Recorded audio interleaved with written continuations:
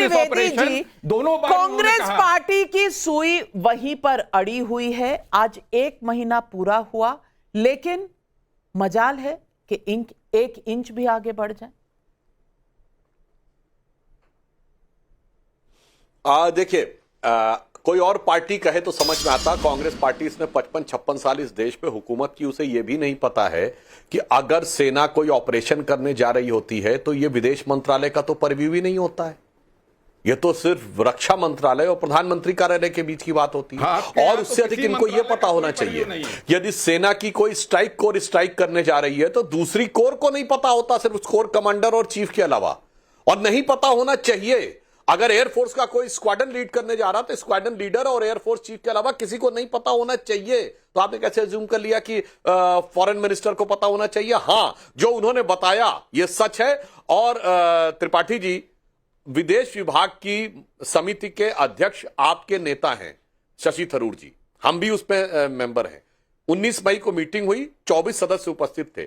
आपके कांग्रेस सदस्यों ने आके बताया नहीं क्या? इस विषय पर विदेश सचिव ने स्पष्ट बताया। रात 1:30 बजे जब हमने स्ट्राइक पूरी कर ली तो हमारे हिसाब से ऑपरेशन तो अभी भी चल रहा है, यानी वो शुरुआती दौर था ऑपरेशन का। उसके बाद हमारे विदेश मंत्री ने उनको कॉल करके कहा कि हमने आपके आतंकी ठिकानों के ऊपर हमला किया है, किसी नागरिक ठिकाने पे नहीं किया, सैन्य ठिकाने पे नहीं किया। अब ये आप पे निर्भर है, हमें जो करना था हमने कर दिया, अब आप पे निर्भर है कि आप उस बात को बढ़ाना चाहते हैं नहीं। उसका उन्होंने कोई जवाब नहीं दिया और उसके बाद जो होना था वो हुआ, वो सारे देश को पता है। इसलिए हम ये कहना चाहते हैं, आज का भारत महोदय क्या है? घुसता भी है, मारता भी है और फिर बताता भी है कि हमने ये कर दिया है, ताकि पूरी दुनिया को ये पता रहे कि हम कोई चोरी छुपे काम करके नहीं आए हैं कि गए चुपके से मार के चले आए।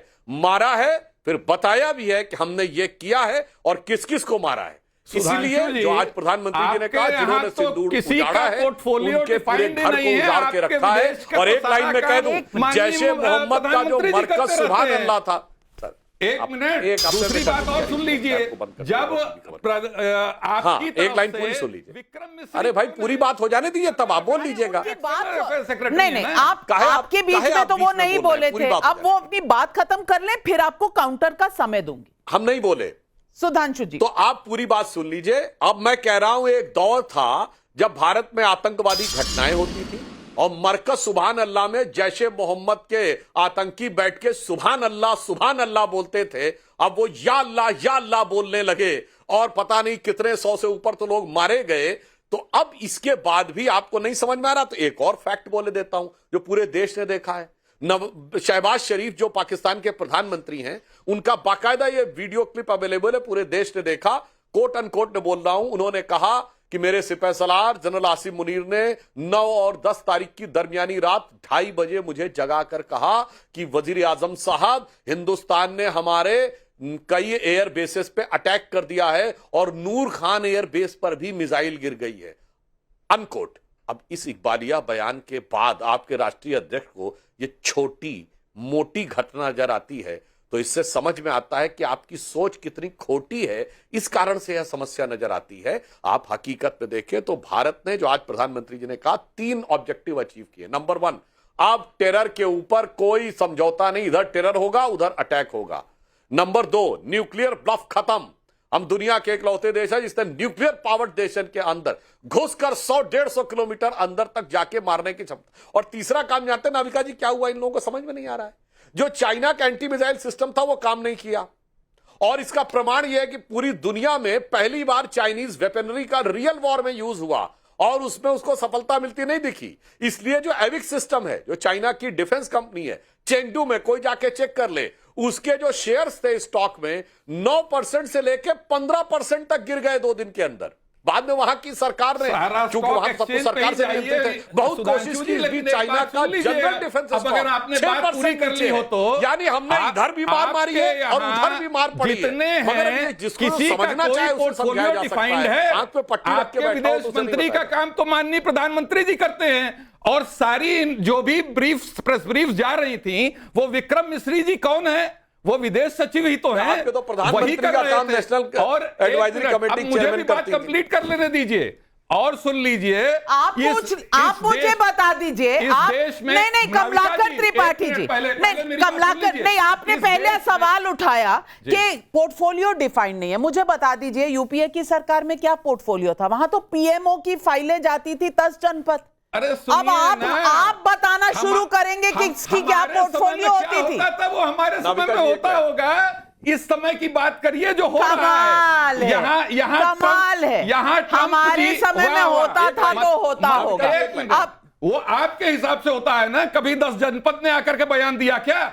लेकिन यहां पर ट्रंप जी हिंदुस्तान और पाकिस्तान के बीच सीज फायर अनाउंस करते हैं। एक मिनट, कमलाकर त्रिपाठी जी, मंत्री हैं कमलाकर त्रिपाठी जी, आज हल्की बात कर दी, आज हल्की बात कर दी। कोई हल्की बात नहीं कर दी। मैं बताती हूं ना, कौन सी हल्की बात कर दी? संजय बारू जी की किताब, अब वो media advisor to prime minister है, संजय बारू जी वो गलत जानते हैं, आप ज्यादा जानते हैं। एक minute, Sudhanshu, he used to give, कमाल है। आपने पीएमओ कवर किया या मैंने किया है? कमाल है। एक मिनट, मैं आपको सीधा बता दूं, ट्रंप अनाउंस करते हैं और हिंदुस्तान पाकिस्तान के बीच में सीज फायर होता है। ठीक है, ये अद्भुत चीज है। चलिए, ये नया भारत है। चलिए, ये मोदी जी का भारत है। अब जवाब सुन लीजिए, अब जवाब सुन लीजिए सुधांशु जी। हाँ, अब सुनिए। पहली बात, इन्होंने कहा इनके जमाने में विदेश मंत्री कौन डिसाइड करता था, तो त्रिपाठी जी आपकी सरकार में विदेश मंत्री थे नटवर सिंह, मनमोहन सिंह सरकार में, और गांधी परिवार के नजदीकी भी थे।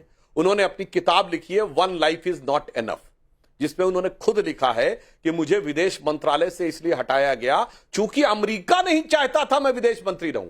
यह किसने लिखा है? कांग्रेस सरकार के विदेश मंत्री ने खुद लिखा है। ये भी लिखा नहीं, कमलाकर जी गलत बात है। मैंने आपको काउंटर का समय दिया है।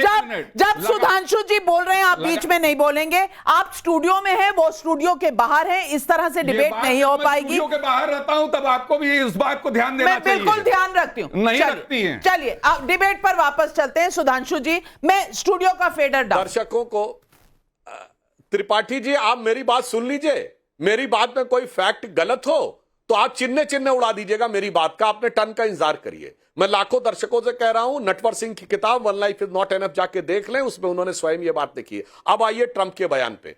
अब मैं बताता हूं 9 तारीख को, अब पूरी क्रोनोलॉजी देखिए, आपको पूरा सीक्वेंस ऑफ इवेंट समझ में आ जाएगा। अमेरिका के उपराष्ट्रपति जेडी वेंस से पूछा जाता है भारत पाकिस्तान कॉन्फ्लिक्ट के बारे में 9 मई को, तो वो कहते हैं this is none of our business. अब 24 घंटे में क्या हो गया कि ट्रंप को उसमें न्यूक्लियर डिजास्टर भी नजर आने लगा। ये वर्ड ट्रंप ने प्रयोग किया, हमने नहीं। तो अब अगर सोचिए ट्रंप के बयान पे यकीन करिए तो पूना। अब आइए 2:30 बजे रात को क्या हुआ, वहां पर मिसाइल गिरी नूर खान एयरबेस पे। ये तो पाकिस्तान का प्रधानमंत्री कह रहा है, पाकिस्तान के आर्मी चीफ को कोट करते हुए। अब 10 तारीख की सुबह उन्होंने हमसे संपर्क करने का प्रयास किया। यह विदेश सचिव ने उस मीटिंग में बताया है, आपके सांसद भी उपलब्ध थे। 1 बजे के आसपास उनके डीजीएमओ ने हमारे डीजीएमओ से कांटेक्ट करने का प्रयास किया। दोनों के बीच में तय हुआ 3:30 बजे बात होगी। 3:35 पे बात होती है। 4 बजे भारत सरकार अनाउंस करती है कि 5 बजे हम प्रेस कॉन्फ्रेंस करेंगे। 4:35 पे ट्रंप का ट्वीट आता है। इसका मतलब साफ है कि पाकिस्तान ने बताया होगा कि उनको बता दिया। और ट्रंप क्या कहते हैं, मैंने एक न्यूक्लियर वॉर रुकवा दी। अब सुनिए, जो अंतरराष्ट्रीय मीडिया में समाचार है वो क्या है, सरगोदा एयरबेस के पास ऐसा माना जाता, हमें नहीं पता कि वहां न्यूक्लियर वेपन है या नहीं, यह प्रिज्यूम किया गया है कि भारत ने उनकी न्यूक्लियर साइट को हिट कर दिया था। और दर्शकों को पता होना चाहिए, न्यूक्लियर वेपन किसी शोरूम में या मॉल की तरह ऊपर नहीं रखे रहते हैं, जमीन के कई मीटर नीचे बंकर में रखे रहते हैं, जिसमें सिर्फ 2 ही पॉइंट होते हैं, एंट्री और एग्जिट पॉइंट। ऐसी खबर आई कि वो एंट्री एग्जिट पॉइंट ब्लॉक हो गए थे। और 14 मई को अमेरिकी विदेश विभाग के प्रवक्ता से पूछा गया कि क्या अमेरिका का कोई विमान गया है रेडिएशन की जांच करने के लिए पाकिस्तान में। वो साफ साफ कह सकता था ऐसा कुछ भी नहीं है। उसने कहा मैं इस पर टिप्पणी नहीं करना चाहता हूं। और आपको पता है जनाब, सरगोदा कितना दूर है भारत की सीमा से? केवल 177 किलोमीटर, यानी दिल्ली से मथुरा ज्यादा दूर है और सरगोदा भारत की सीमा से कम दूर है। अगर ट्रंप के बयान को सही माने, चूंकि आप तो ट्रंप के बयान को सही मान रहे हैं, तो उसके हिसाब से अगर कोई न्यूक्लियर लीक हुई होती और कुछ समस्या होती तो साहब ऐसा नहीं कि न्यूक्लियर रेडिएशन अंतरराष्ट्रीय सीमा पे आके रुक जाता। तो अगर भारत सरकार के बयान को मानिए तो पूरा इस पे यकीन करिए, और ट्रंप को मानिए तो ट्रंप का पूरा यकीन करिए कि न्यूक्लियर प्रॉब्लम हो गई थी। और नहीं तो फिर कोई ना मानिए। यह नहीं हो सकता कि आधा तो ट्रंप वाला लूंगा फिर कहूंगा नहीं न्यूक्लियर वाली बात भारत ने नहीं कही, हमने नहीं कही है। ये ट्रंप के बयान में है। और ट्रंप ने 15 मई को अपने बयान में यह भी कह दिया है, उन्होंने मीडिएशन वर्ड को विड्रॉ कर लिया। उन्होंने कहा मैंने हेल्प की थी, मध्यस्थता शब्द उन्होंने हटा लिया है। मगर क्या करें, जब आपको उस नजरिए से ही देखना है, जो नजरिया आपका एक दृष्टीय नजरिया है हमेशा से, तो मुझे लगता है इसमें और एक और मैं बात कह दूं, with due respect to American president, उन्होंने कहा कि ट्रेड का मैंने धमकी दी।